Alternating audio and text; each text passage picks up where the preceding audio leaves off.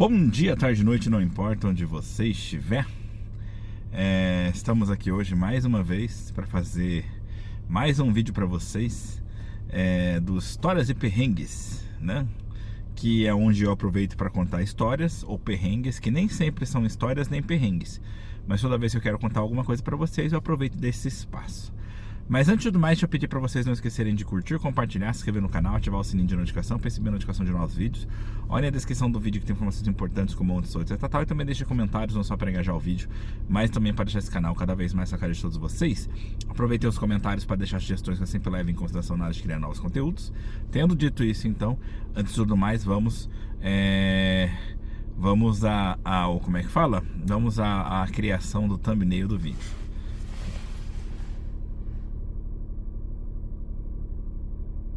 Acho que assim tá bom. Bom, gente, então vamos lá. O que eu pretendo contar pra vocês hoje? Hoje é a continuação, né? A terceira parte da história sobre o sofrimento do meu filho, né? A gente tá já na terceira parte porque justamente é uma história complexa e longa, né? E o que eu contei pra vocês ali na primeira parte do vídeo foi sobre o período onde meu filho estava ali na creche japonesa, até a entrada, só para poder contextualizar para vocês. Então eu fui até a entrada do ensino fundamental 1, né? E depois no segundo vídeo, né, na segunda parte, eu contei para vocês justamente esse início do ensino fundamental 1, onde foi o pior momento dele, né? Principalmente nos períodos dos 2 primeiros anos, né? Que infelizmente foi realmente a parte mais complicada de todas, onde a minha vida mudou completamente, né? A gente pode dizer que foi o inferno do meu filho e o meu ao mesmo tempo, né? E agora, nessa terceira parte, eu quero contar pra vocês justamente o que seria a continuação disso. Eu não sei até onde eu vou conseguir contar. Pode ser que nesse vídeo eu consiga contar todo o resto, ou pode ser que ainda tenha que fazer mais uma parte, né? Vamos ver, porque eu sempre tento fechar com 30 minutos, né, o vídeo, né? Mas vamos ver até onde a gente consegue ir. Então, só pra gente ter um contexto ali, como eu falei pra vocês no outro vídeo, eu contei do início ali, da onde meu filho entrou, né? Que foi de 2010 a 2011. Esse foi a primeira série dele, né? Primeiro ano. Depois foi a parte mais complicada, porque foi onde todo o problema começou. E eu, trabalhando, tentei resolver, mas tava difícil, né? Aí a gente entrou ali no ano de 2011 para 2012. Nesse período ali foi onde eu pedi as contas do serviço para me concentrar em cuidar do meu filho. A ideia era aproveitar 3 meses de seguro-desemprego para poder me concentrar no problema e tentar resolver. A ideia era resolver em 3 meses, não foi possível. Acabei tendo que voltar a trabalhar num outro lugar, procurei outro emprego, como eu já expliquei para vocês no outro vídeo. Mas aí eu vi que trabalhar pra valer normal, tipo, ia voltar o mesmo problema, porque eu não ia novamente conseguir cuidar do meu filho. Então, nessa busca por emprego e tal, foi onde eu tomei a decisão de começar a trabalhar só no horário de escola do meu filho, né?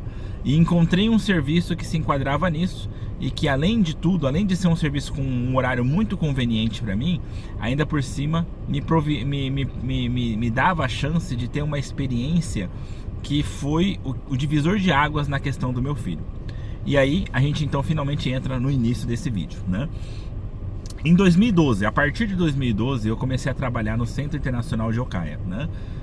Que eles chamam de Kokusai Koryu Center aqui, né? E na época não chamava isso, na época era Kokusai Koryu Kyokai, né? Era uma associação de intercâmbio internacional, né? Só que aí no decorrer ela deixou de ser isso, ela mudou, se tornou outra coisa. Então, mas sempre foi a mesma coisa, por assim dizer. Ali eu fui contratado para fazer 2 coisas, né? Eram 2 dias de trabalho. Era terça e quarta que eu trabalhava. Na terça-feira eu ia para escolas da cidade oferecer suporte às crianças brasileiras, né? E nas quartas eu ficava no próprio escritório dessa associação do Centro Nacional de Okaya, para oferecer suporte aos residentes, né? De maneira geral, eu fazia consultas e etc tal, né? Nessa época, quando eu entrei, sinceramente, muita gente já me perguntou sobre isso, e eu sempre insisto em falar para as pessoas que, sinceramente, eu não tinha mínimo interesse em ajudar os estrangeiros nessa época. Nessa época, o meu pensamento ele era focado apenas era um trabalho conveniente, né? Afinal de contas, era das 9 às 3 da tarde, e é o horário que meu filho tinha que estar na escola. Então, eu conseguia ali garantir isso, né? No decorrer, eu até comecei a contar isso para vocês no outro vídeo. Acho que foi assim, a partir do mês 4 de 2012 eu comecei no Centro Internacional de Ocaia. A partir do mês 11 de 2012 eu comecei a trabalhar também na Prefeitura de Sua, e com isso eu completei ali 4 dias de trabalho, né? Pelo Centro Internacional de Ocaia eram 2 dias, 6 horas de trabalho. Pela Prefeitura de Sua eram 2 dias, 5 horas de trabalho cada dia, né? Mas era pouco dinheiro? Era, mas era o suficiente para dar para levar a vida.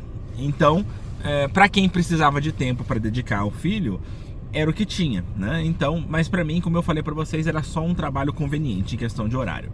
Só que no decorrer, né?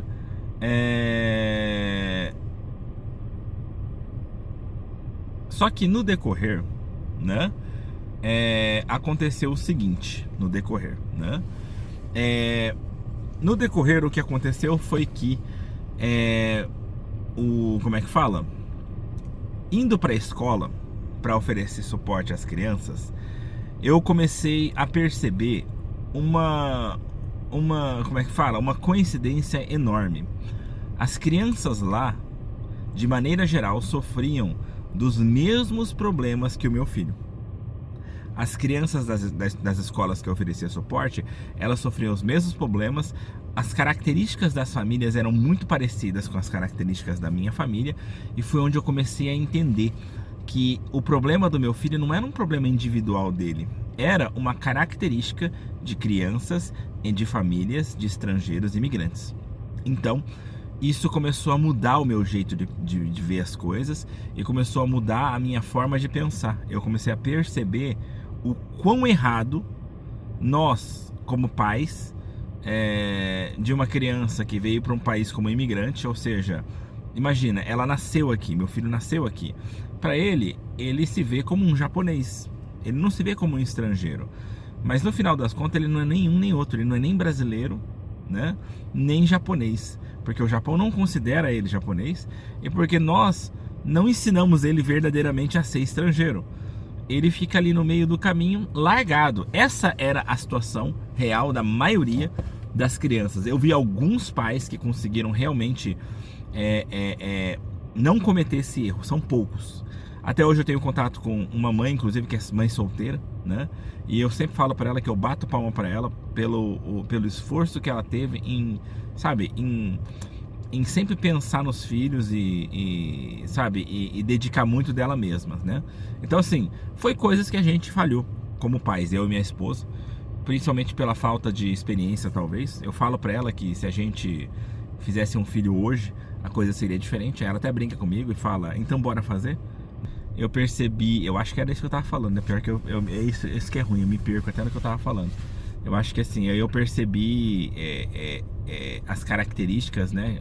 As semelhanças entre a minha família de outros estrangeiros, né? Que estavam passando pelo mesmo problema com a criança. As crianças dando os mesmos problemas, sabe? Estressando na escola, né? Não conseguindo se desenvolver bem na escola, né? Tendo problemas de bullying, né?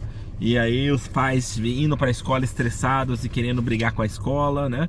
Eu comecei a me ver ali e comecei a perceber que aquilo não era o caminho, né? Só que eu já estava alguns passos à frente, porque eu já tinha começado a perceber isso. Eu já tinha passado 2 anos brigando com a escola e discutindo.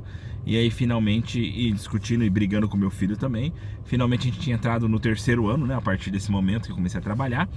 E ali eu já tinha mudado bastante, porque ali eu tinha como é que se diz assim? Eu decidi que a partir dali, eu falei com a minha esposa, inclusive, eu falei assim, olha, a partir daqui, a partir desse 3º ano, eu falei assim, vamos mudar completamente o jeito de cuidar dele. Eu falei, primeiro, vamos parar de cobrar estudo dele. Por quê? Desde o 1º ano, a gente cobrava muito. Eu lembro que eu esqueci de contar isso nos outros vídeos, então vou contar agora, mas porque não era coadjuvante, mas depois a gente percebeu que não era tão coadjuvante assim como o problema. Quando meu filho entrou no início, na escolinha, né, no ensino fundamental 1, eu e minha esposa, a gente tinha duas formas diferentes de pensar. A minha esposa é uma mulher que ela terminou a faculdade, então ela é uma pessoa muito ligada a estudo, ela acha que o estudo é, acima de tudo, é importante, né? E é aquela pessoa que acha que o diploma é tudo. Já eu sou aquela pessoa muito mais prática, né? Eu nunca estudei, mesmo assim falo bem japonês, né? Eu não terminei os meus estudos, né? Eu fui só até o ensino médio, o primeiro ano do ensino médio. Inclusive repeti de ano, né? No primeiro ano do ensino médio. Porque eu sou burro? Não. Sim. Mas como assim? Por que eu tô confuso? É porque assim, eu sou muito inteligente. Quando a gente fala assim, as pessoas falam que você é arrogante, né? Etc tal. Pode pensar o que quiser. Quem me conhece, as pessoas que, por exemplo, utilizam meu serviço, etc tal, principalmente, elas sabem que eu sou muito inteligente. Só que naquela época eu já era inteligente e ao mesmo tempo burro. Por quê? Foi uma época onde meu pai me falou que ia me pegar no meio do ano, né? E aí eu pensei assim, então pra que eu vou estudar? Então eu larguei mão do estudo, né? Parei de me esforçar e larguei mão. Só que no final das contas o ano passou, meu pai não veio e eu me dei mal, né? Por isso que eu ia falar, eu sou inteligente, mas sou burro, né? Porque realmente não deu, né? Mas eu sempre me considerei muito inteligente, mesmo não tendo estudo, porque eu sou uma pessoa que conversa sobre filosofia, eu sou uma pessoa que tem conhecimentos básicos bem avançados sobre muita coisa, eu gosto muito de ciências, eu gosto muito de muita coisa, e eu pesquiso e aprendo a fundo sobre essas coisas, né? Não é qualquer pessoa que consegue conversar comigo sobre algum assunto mais assim complicado, complexo, né? Então assim, eu sou muito inteligente e aí vem a diferença. A minha esposa, ela é inteligente, mas ela é muito assim apegada ao estudo. Eu sou inteligente e sou apegado àquela ideia de que você não precisa de estudo para ser inteligente, né? E aí então a gente se batia muito nesse ponto, eu e minha esposa, né? Mas aí eu lembro que no início ela tinha aquela coisa de, eu quero pôr meu filho para fazer alguma coisa de música, eu quero pôr ele para mexer com piano, ou de repente fazer um violino, alguma coisa assim. Eu quero pôr ele num negócio para ele aprender. Aí na época tava na moda Kumon, né? Que é um sistema ali de ensino e tal. E aí ficou assim, eu queria fazer isso, queria fazer aquilo, queria fazer aquele outro, né? E aí nessa coisa toda a gente ficou aquela coisa, então tá bom então, né? Você quer fazer, então simbora, né? Aí a gente colocou ele na Kumon na época, né? E só que aí que veio, a minha mulher só queria colocar ele na Kumon pra fazer matemática, se não me engano. Ou era pra fazer inglês? Eu acho que colocou ele na Kumon pra fazer inglês? Eu não lembro agora. Não era inglês não. Meu filho nunca se deu bem com inglês, era matemática. Minha mulher só queria que ele fizesse matemática. Mas aí, como a dificuldade dele era com o idioma, então eu falei, não, ele tem que fazer Kokugō também. Então a gente pegou e colocou os dois, né? E depois a gente se arrependeu disso, porque a gente viu que a gente sobrecarregou ele, sabe? A gente, além de não deixar ele passear muito, tipo, ele ficar preso nessa coisa tal, ainda por cima ele tava sempre com coisa pra fazer, então ele nunca gostou de estudar e ele nunca gostou de fazer a Kumon, né? Apesar de que minha mulher fala, não, no início, na parte da matemática, ele até gostava. Ele começou a ficar chateado quando aumentou, né? Não vai saber, não tem como a gente ter certeza disso. Mas a questão é que a gente errou nesse ponto, entendeu? E aí, então, voltando à história, né? Foi onde eu cheguei e falei pra minha esposa, falei, vamos fazer o seguinte, vamos mudar completamente a nossa forma de interagir com ele. Pra começar, eu não quero mais pressão sobre ele com relação ao estudo. Ele não precisa ter boas notas. Ele pode ter as piores notas que for, não me interessa.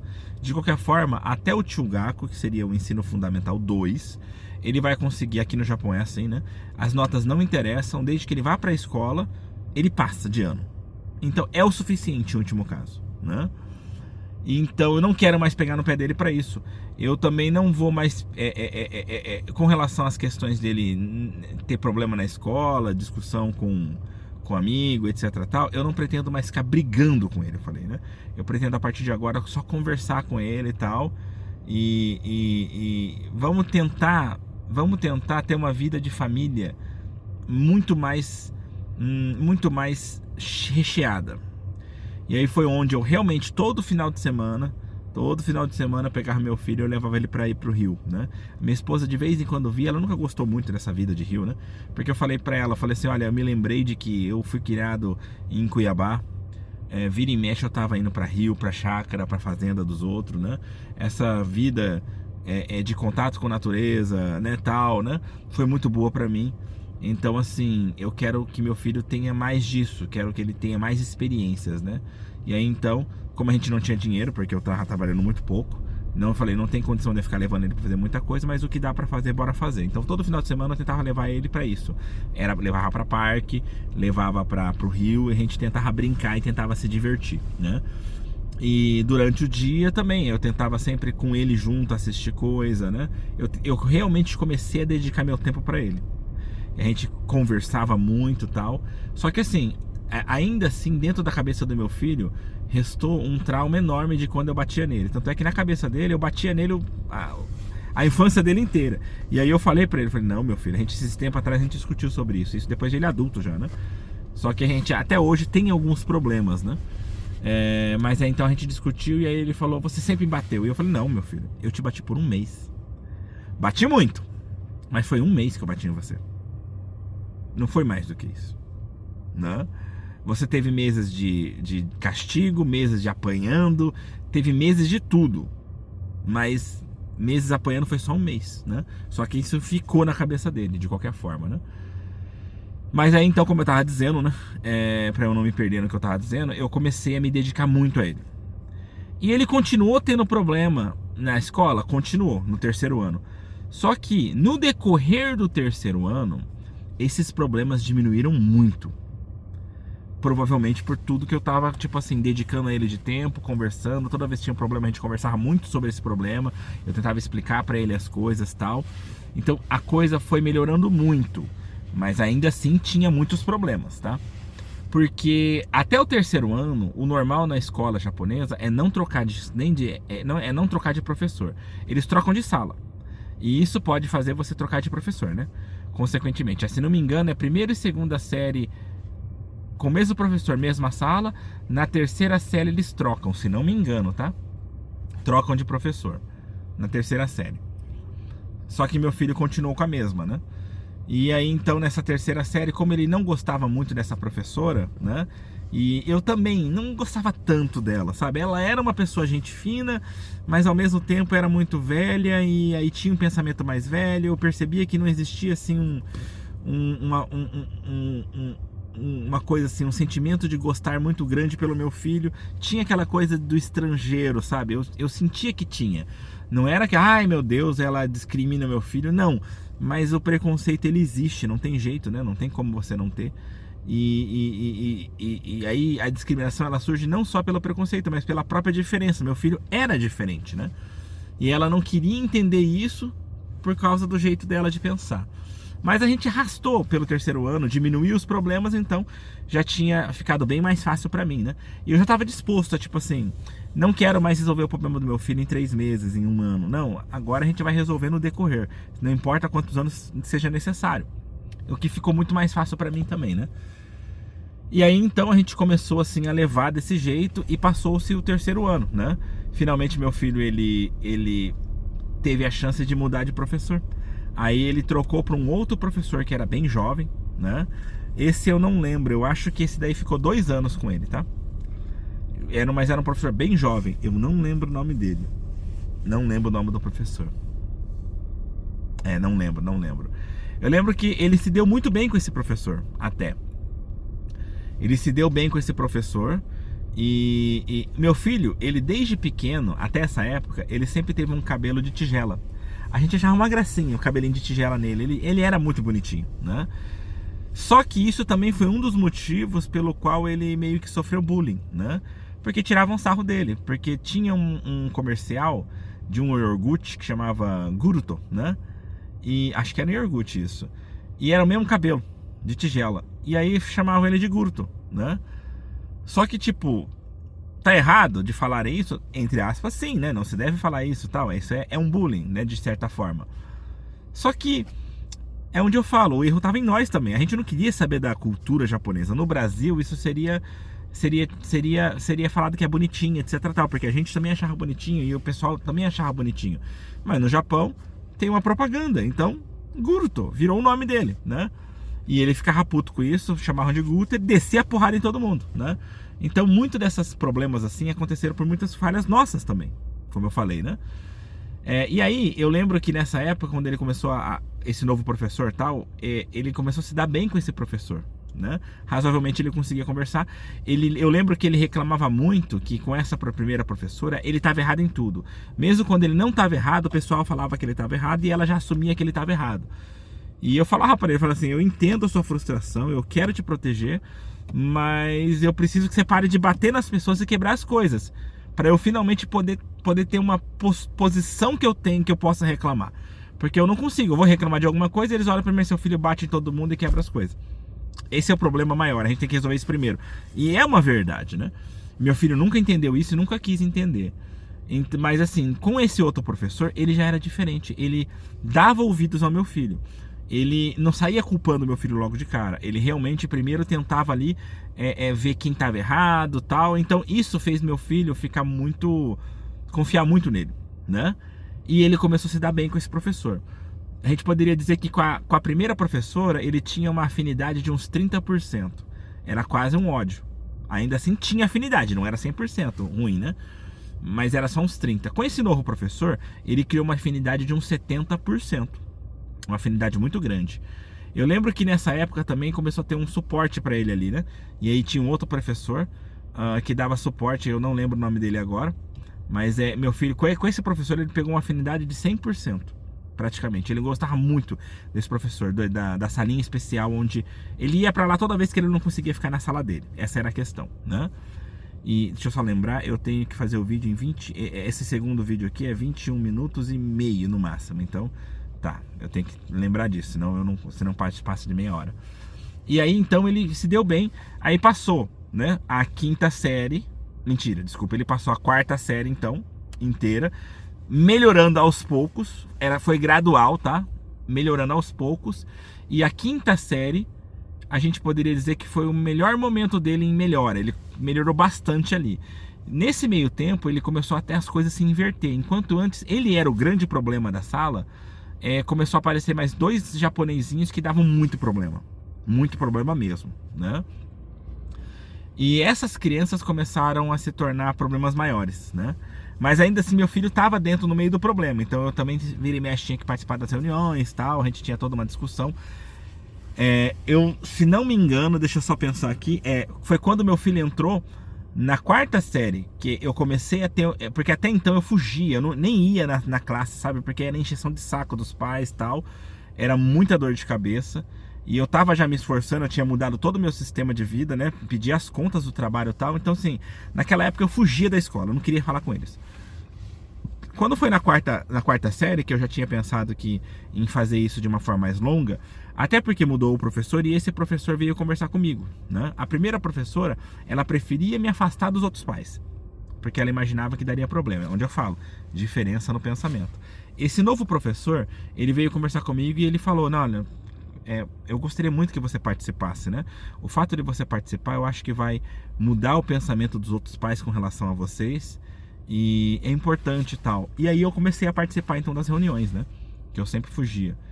E nisso eu comecei a ter atrito com os pais, porque os pais começavam a falar um monte de bosta, né?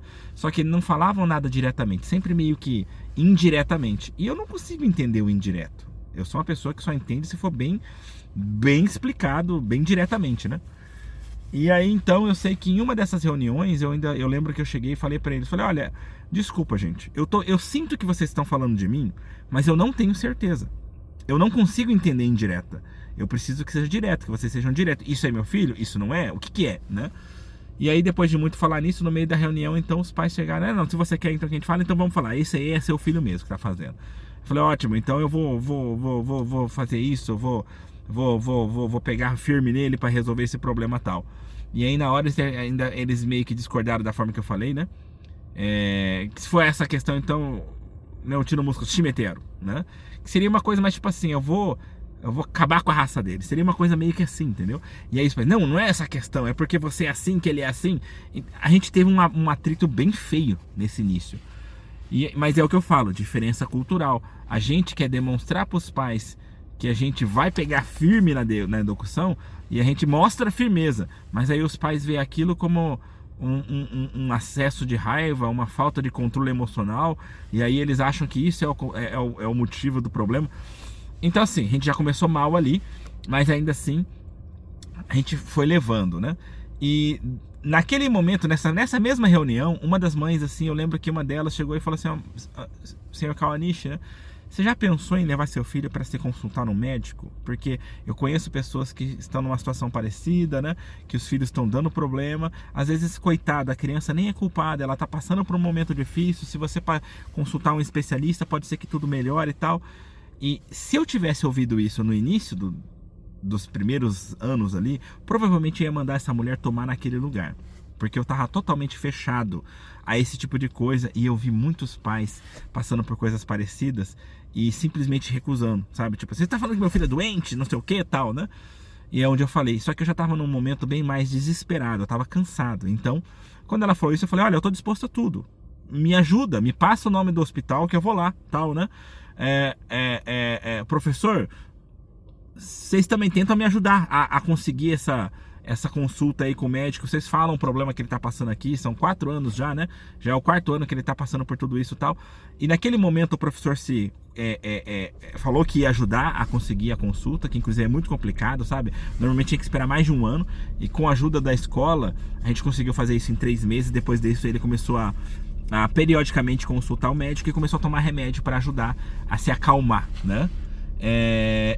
E só que depois dessa reunião que eu falei para todo mundo falar os nomes, ser mais direto, logo em seguida a escola lançou um comunicado proibindo de que durante as reuniões da escola fosse citado o nome, essas coisas.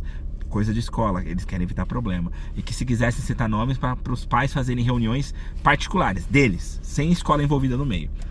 E aí eu ainda fiquei puto, falei: puta merda, a partir de agora eu achava que a gente ia conseguir começar a se dar bem, porque agora a gente ia conseguir conversar, porque antes a gente não conversava. Eles falavam em direto, eu não entendia, largava, fingia que não ouvi. E aí então falei assim: pô, agora finalmente vamos resolver, né? Não, aí a gente pensa que ia resolver, não resolveu, né? Teve que parar isso. Mas pelo menos eu comecei aí, né, no hospital. Meu filho começou com isso então a tomar remédio. Os remédios ajudaram bastante ele a se controlar, né? Ele não gostava de ir no médico e não gostava de tomar remédio, mas ainda assim foi dando resultado, né? E nisso a gente então passou o 4º ano e o 5º ano, ele gradualmente melhorando. E no 6º ano mudou de professor de novo. E esse outro professor, meu filho já criou um vínculo com ele de mais ou menos ali 80%, né, de afinidade. Então ele se deu muito bem também com esse outro professor. O da 4ª e 5ª série era um homem. Inclusive eu tava falando isso pra vocês do cabelo, né? Meu filho nessa época ele cortou o cabelo igual desse professor, ou seja, ele raspou o cabelo, né? Deixou baixinho, porque esse outro professor tinha cabelo baixinho, né? E aí acabou a história do gurto dele, né? E aí depois veio esse outro professor, ele criou uma afinidade muito grande com esse outro professor, deu tudo certo, né? Pior que o nome desse primeiro professor da 4ª e 5ª série tá na ponta da língua, porque a gente falava que era o cabelo dele, né? Quando ele cortou o cabelo, né? Mas aí então a gente entrou nesse outro professor. E a 6ª série, meu filho não me deu problema nenhum. Eu não fui mais chamado na escola, eu não precisei fazer mais nada. O problema do ensino fundamental 1 se resolveu de vez, tá? E aí então meu filho entrou no ensino fundamental 2, que é o Chugaku, e as coisas a partir dali começaram a se desenvolver, mas eu vou ter que contar isso pra vocês num outro vídeo. Bom, espero que tenha sido interessante para vocês. Não esqueçam de curtir, compartilhar, se inscrever no canal, ativar o sininho de notificação para receber a notificação de novos vídeos. Olha a descrição do vídeo, tem informações importantes como o estudo estatal, e também deixe comentários, não só para engajar o vídeo, mas também para deixar esse canal cada vez mais a cara de todos vocês. Aproveitem os comentários para deixar sugestões que eu sempre levo em consideração na hora de criar novos conteúdos. De maneira geral, isso a gente vê então pelos caminhos da vida. No mais é só, tchau!